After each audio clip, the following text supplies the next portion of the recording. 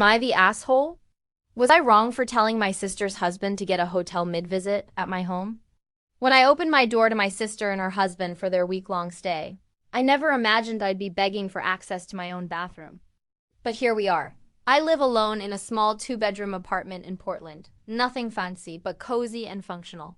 The second room is my home office, but I'd gone out of my way to set up a comfy air mattress, new linens, the whole 9 yards.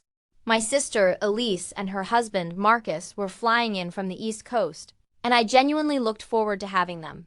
The first day, everything seemed fine until Marcus disappeared into the bathroom. For over an hour, I figured maybe jet lag or a rough stomach, no big deal. But it kept happening, every morning, every evening, sometimes twice a day. Always an hour, sometimes more. By the second night, I had to drive to the 24-hour gas station just to pee. I mentioned it to Elise gently, and she told me, Marcus has a digestive condition that requires frequent bathroom use. I didn't press, but I quietly hoped it would improve. It didn't.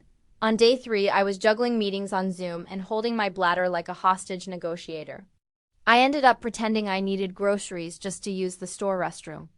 Again, that night I went to bed praying I wouldn't need to go in the early hours. But at 4:07 a.m., my body had other plans.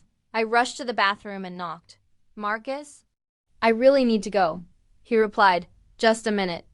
I stood there in my own hallway, pacing and clenching for a full hour before he finally opened the door.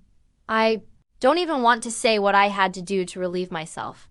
Let's just say when desperation hits and no stores are open, your dignity becomes negotiable. That morning, I'd had enough. I sat them down over coffee and told Marcus, firmly but calmly, you need to get a hotel. They both looked stunned. Elise called me insensitive. Marcus said I wasn't being accommodating. I told them about what happened at 4 a.m. and how I can't live like a guest in my own home.